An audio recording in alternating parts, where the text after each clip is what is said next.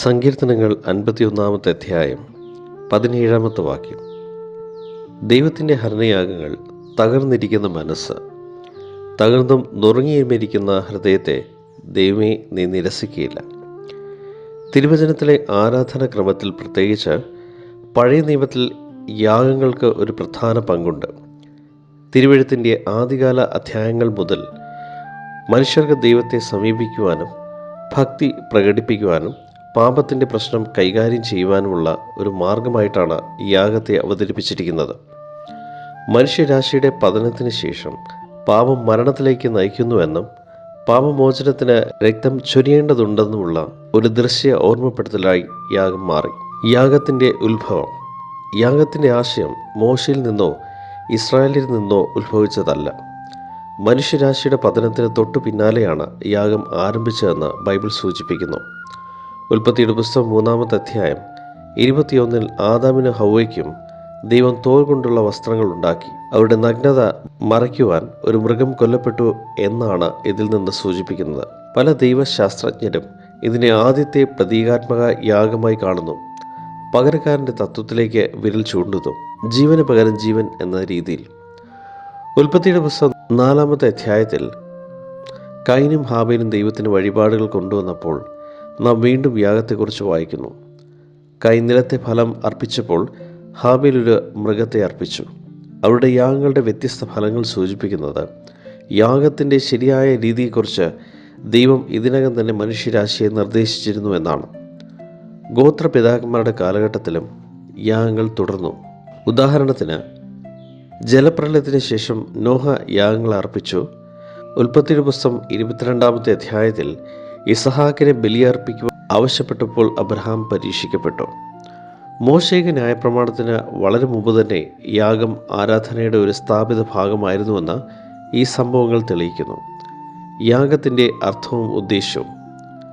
യാഗത്തിന് പലപ്പോഴും ഉപയോഗിക്കുന്ന എബ്രായ പദം ഖുർബാൻ എന്നാണ്. അതിനർത്ഥം അടുത്തു വരിക എന്നതാണ്.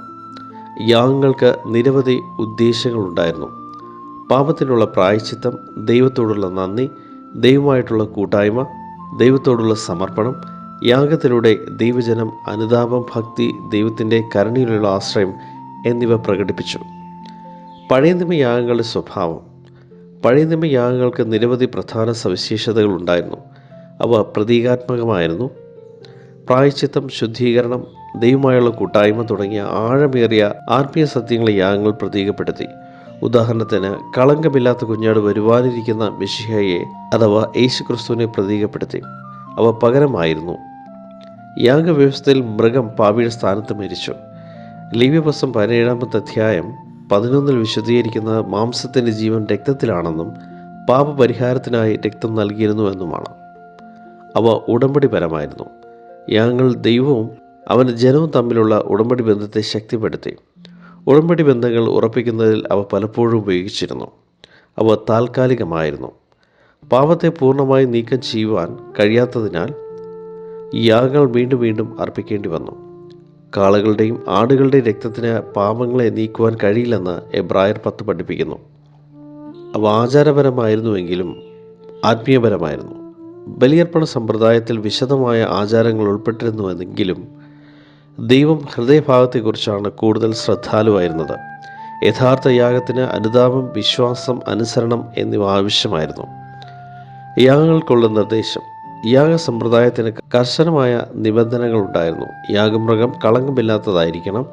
ശരിയായ തരത്തിലുള്ള യാഗം കൊണ്ടുവരണം. ആരാധകന് ശരിയായ ഉദ്ദേശം ആവശ്യമായിരുന്നു. ആചാരശുദ്ധി ആവശ്യമായിരുന്നു.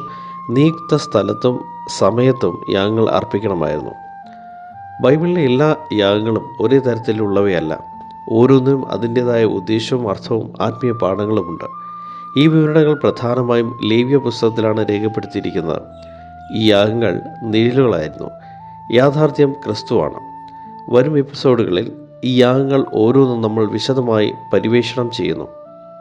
അവയെല്ലാം എങ്ങനെ യേശു ക്രിസ്തുവിലേക്ക് വിരൽ ചൂണ്ടുന്നുവെന്ന് കണ്ടെത്താം.